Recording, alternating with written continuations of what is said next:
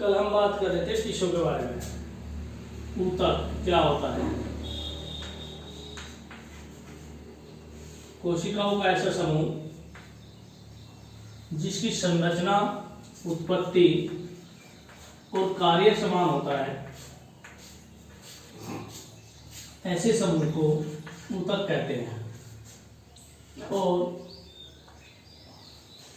कोशिकाओं में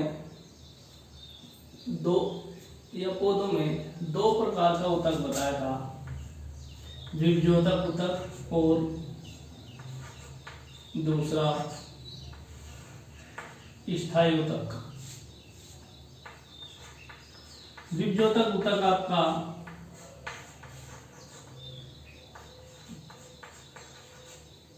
उत्पत्ति के आधार पर दो प्रकार का था, प्राथमिक और द्वितीयक।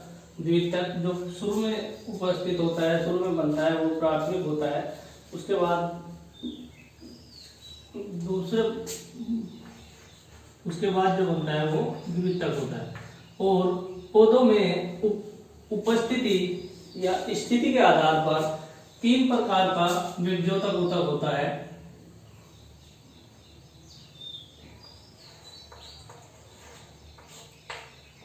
पहला था शीर्षस्थ या एपिकल मेरिस्टेम बोलते हैं।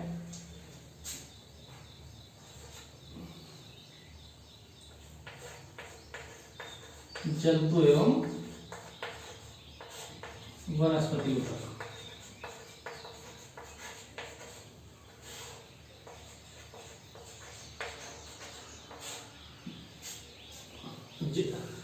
शीर्षस्थ विभज्योतक या एपिकल मेरिस्टेम बताया था। पौधों के जो तने होते हैं, तनों का जो शीर्ष यानी अंतिम सिरा होता है, चोटी होती है, वहां पर एपिकल शीर्षस्थ मेरिस्टेम पाया जाता है। और जड़ का जो अंतिम सिरा होता है, बिल्कुल लास्ट का जो सिरा होता है, मान लीजिए कोई जड़ है इस प्रकार से, तो जो अंतिम सिरा होता है और ऊपर तने का जो अंतिम भाग होता है, ये चोटी होती है, वहां पर शीर्षस्थ या एपिकल मेरिस्टेम पाया जाता है। दूसरा था अंतर्वेशी।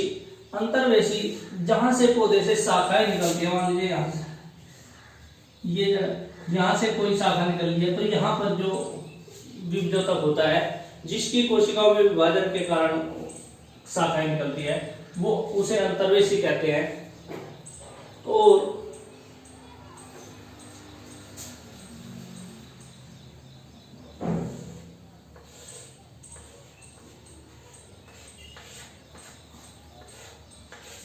तीसरा था पार्श्वीय विभज्योतक। पार्श्वीय विभज्योतक पौधे के बीच, पौधे का जो तना होता है वो बीच में पाया जाता है उसके, और जड़ों के भी बीच में पाया जाता है। पार्श्वीय विभज्योतक के कारण पौधे के तने और जड़ की मोटाई में वृद्धि होती है।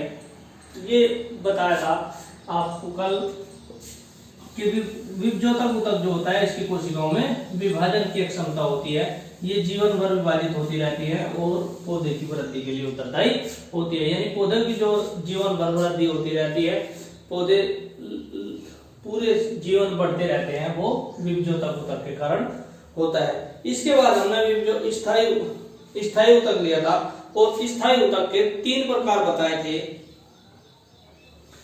स्थायी ऊतक के हमने तीन प्रकार बताए थे। स्थायी ऊतक के प्रकार थे,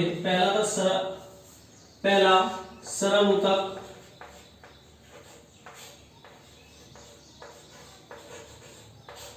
सिंपल टिश्यू।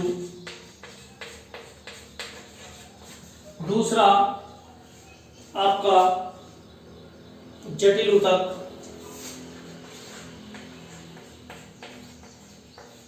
दूसरा था जटिल ऊतक। जटिल ऊतक यानी कॉम्प्लेक्स टिश्यू। जटिल ऊतक या कॉम्प्लेक्स टिश्यू।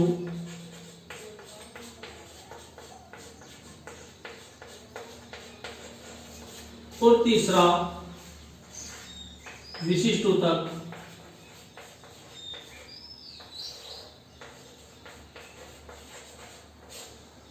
विशिष्ट ऊतक यानी स्पेशल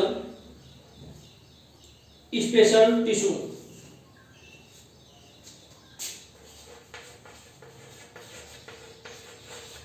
स्पेशल टिश्यू। तीन प्रकार के ऊतक, स्थायी ऊतक पाए जाते हैं, सरल ऊतक, जटिल ऊतक और विशिष्ट ऊतक। सरल ऊतक के बारे में हम आज यहां तक हमने कल पढ़ लिया था। अब करेंगे हम सरल ऊतक की बात करते हैं। सरल ऊतक,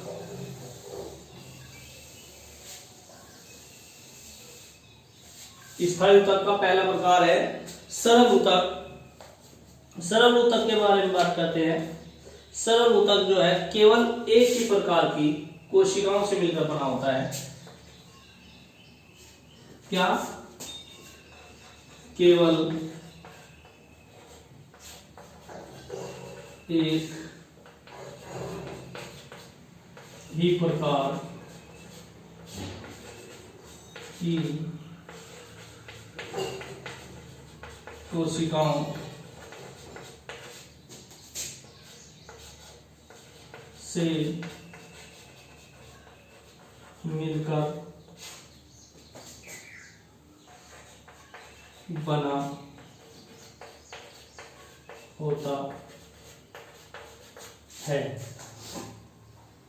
सरल ऊतक जो होता है इसका निर्माण जो होता है केवल एक ही प्रकार की कोशिकाएं होती है, इसलिए इसको सरल या स्थायी ऊतक कहते हैं। अलग अलग प्रकार की कोशिकाएं नहीं पाई जाती, केवल एक प्रकार की कोशिकाएं होती हैं और इनकी कोशिकाओं में विभाजन की क्षमता नहीं होती। इसकी जो कोशिकाएं होती हैं कोशिकाओं में विभाजन नहीं होता।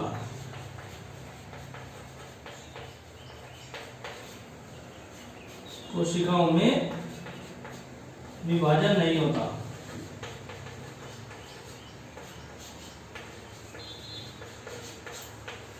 कोशिकाओं में विभाजन नहीं होता।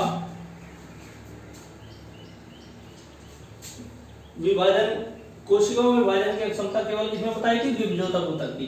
तो जो स्थायी ऊतक होता है विभजोतक ऊतक से ही स्थायी ऊतक बनता है।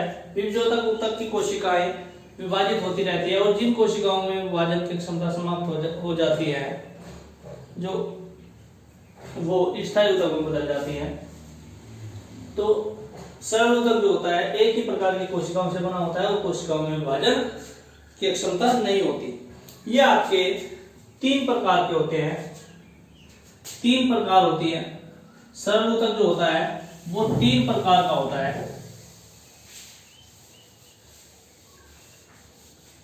प्रकार तीन प्रकार का होता है। पहला मर्दूतक,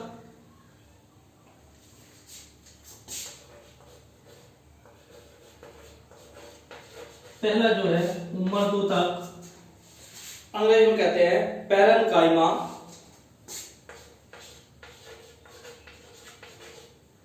पैरेन्काइमा।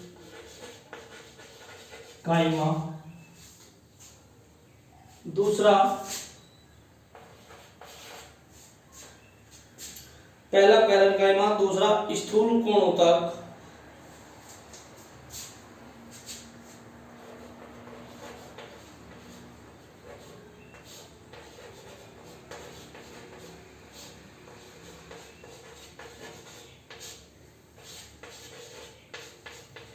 कोलेनकाइमा।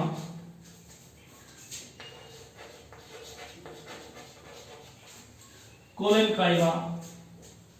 और तीसरा जो होता है पहला मर्दूतक, दूसरा स्थूल कोण ऊतक और तीसरा दृढ़ोतक।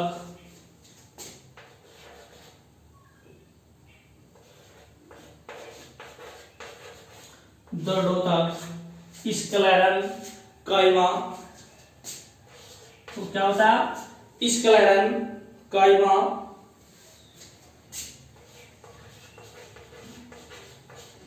स्क्लेरेन्काइमा। तो जो सरल ऊतक होता है वो आपका तीन प्रकार का हुआ, मर्दूतक पैरेन्काइमा, दूसरा स्थूल कोण ऊतक और तीसरा दृढ़ोतक। ठीक है, हम बात करते हैं सबसे पहले की मर्दूतक की।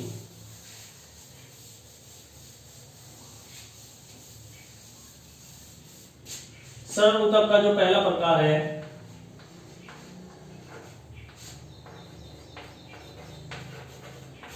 सरल ऊतक का पहला प्रकार जो है मर्दूतक, पैरेन्काइमा।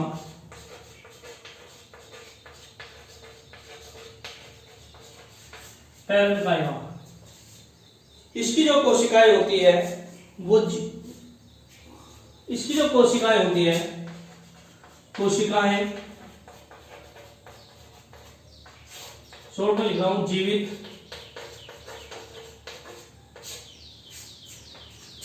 जीवित होती है। कोशिकाएं कैसी होती है? जीवित, गोलाकार हो सकती है या फिर अंडाकार हो सकती है, समव्यासी होती है,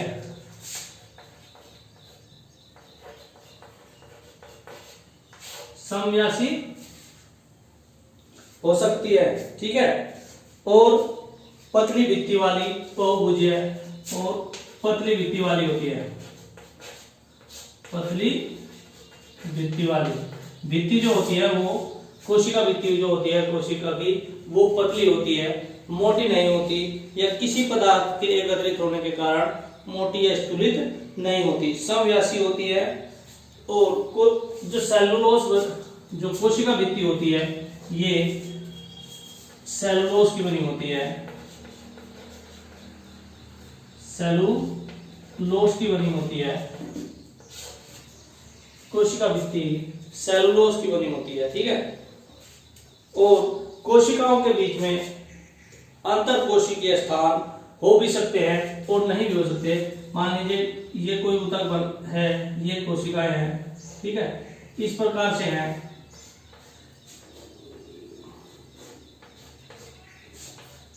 इस प्रकार से हो सकती है, या तो ऊतक का निर्माण इस प्रकार से हो सकता है कि कोशिकाओं के बीच में कोई बहुभुजीय हो कोशिकाएं, और कोशिकाओं के बीच में कोई खाली स्थान नहीं होगा।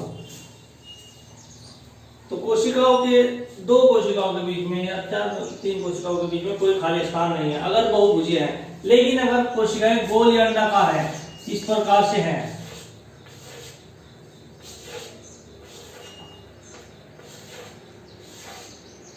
तो देखिए कोशिकाओं के बीच में कुछ ना कुछ खाली स्थान अवश्य रह जाएगा।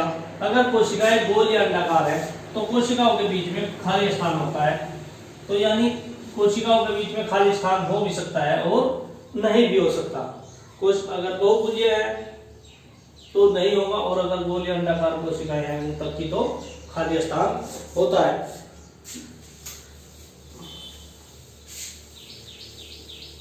तो कोशिकाएं जो होती है ना तो विभाजन की क्षमता होती और पतली भित्ति वाली होती है, जीवित होती है, गोलाकार या अंडाकार, बहुभुजीय और समव्यासी। समव्यासी मतलब समान व्यास की, एक ही समान व्यास की मतलब एक ही आकार की होंगी, ठीक है। व्यास किसे कहते हैं? व्यास का पता है, कोई गोला जिसका आपस में मिलाने वाली रेखा जो बीच की केंद्र से होकर आर पार लाई जाती है उसको व्यास कहते हैं। इसके बाद आपको मर्दूतक में जो कार्य होता है, इसका भोजन निर्माण, मर्दूतक की जो कोशिकाएं होती है भोजन निर्माण, खाद्य संचय और अंगों को सहारा प्रदान करने का होता है। क्या कार्य होता है? खाद्य संचय, एक तो खाद्य संचय होता है और दूसरा पौधों को सहारा देने का कार्य करता है।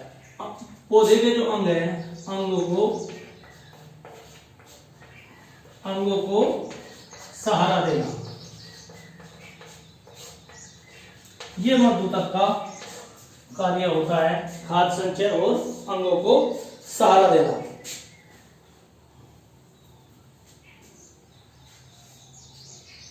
ये जो ऊतक है हरित लवक होने के कारण हरा दिखाई देता है, इसलिए ये भोजन निर्माण का कार्य भी करता है, भोजन निर्माण भी करता है, इसीलिए ये खाद्य कर सकता है। हरित लवक के कारण, हरित लवक की उपस्थिति के कारण हरा दिखाई देता है। हरित लवक की उपस्थिति के कारण कैसा दिखाई देता है? हरा, हरा दिखाई देता है। तो ये इतनी चीज हुई मृदुतक के बारे में। इसके बाद जो दूसरा है,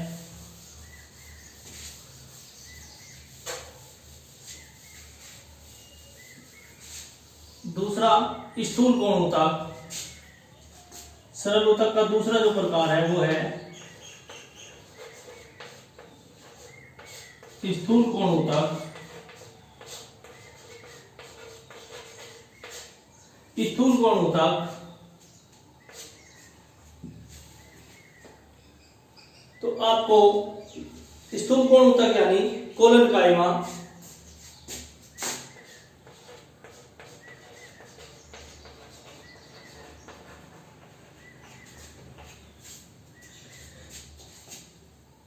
इसकी कोशिकाएं जो होती है वो बहुभुजीय है, समव्यासी।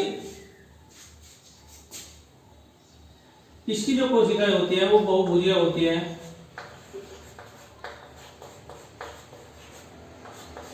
बहुभुजीय और समव्यासी। समव्यासी बहुभुजीय होती है तो कोशिकाओं के बीच में आंतरकोशीय अवकाश या खाली स्थान नहीं पाए जाते, क्योंकि ये इस प्रकार से होती है कि आपस में जुड़ी हुई, तो बीच कोशिकाओं के बीच में खाली स्थान नहीं पाए जाते। ठीक है, कोशिकाओं के बीच में खाली स्थान नहीं पाए जाते हैं। कोशिकाओं की जो कोशिका भित्ति होती है वो सेलुलोज के द्वारा मोटी हो जाती है। ये ध्यान रखने की बात है, इसकी जो कोशिका भित्ति होती है वो भी सेलुलोज की बनी होती है, लेकिन सेलुलोज एकत्र के कारण स्थूलित या मोटी हो जाती है। जो कोशिका भित्ति होती है वो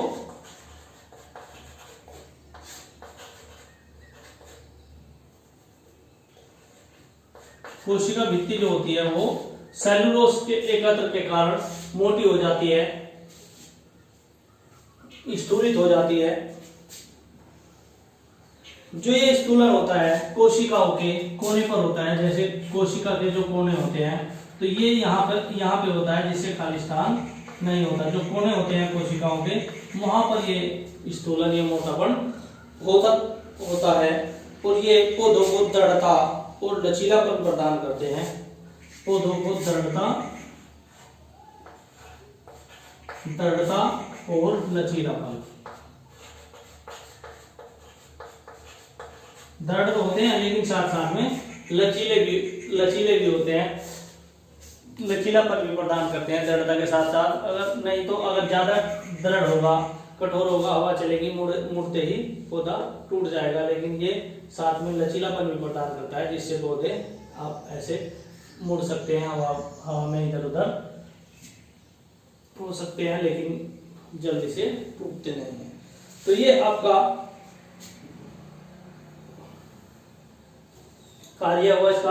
तीसरा प्रकार इसमें आपका दृढ़ोतक स्क्लेरल कायमा।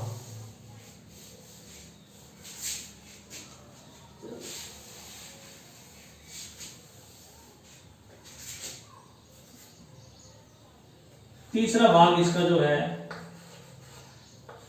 दृढ़ोतक या स्क्लेरल कायमा। स्क्लेरल कायमा, स्क्लेरल कायमा की जो कोशिकाएं होती है मृत होती है। इसकी जो कोशिकाएं होती है वो मृत होती है। कोशिकाएं लिखूं, कोशिकाएं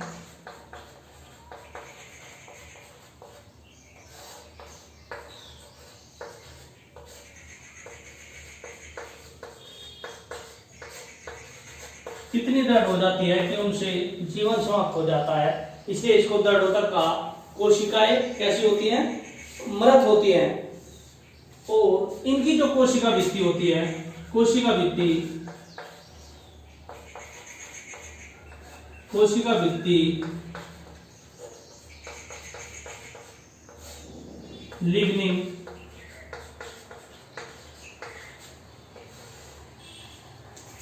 के एकत्र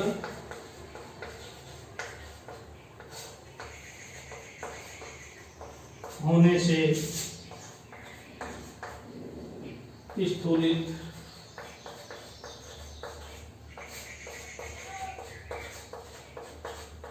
मोटी हो जाती है।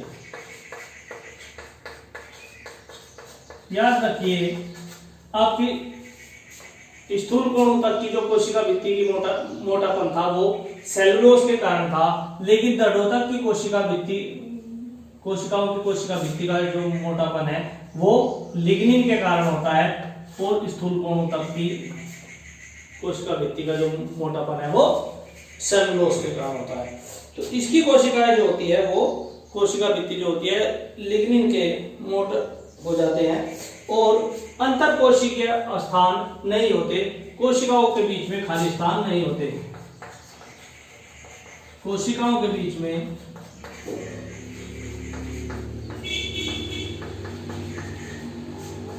में खाली स्थान नहीं होते।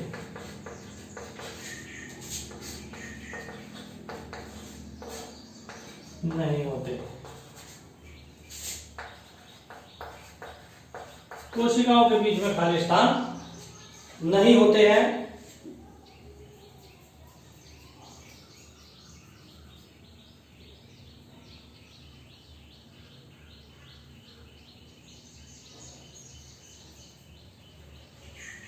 और ये भी पौधों को कार्य इनका भी पौधों को दृढ़ता प्रदान करती है। दृढ़ता प्रदान करते हैं पौधों को, ये इनका कार्य हुआ। तो ये आपका सरल ऊतक के 3 प्रकार बताए, मृदुतक, स्थूल कोण ऊतक और तीसरा स्क्लेरेंकाइमा, ठीक है, यह दृढ़ ऊतक।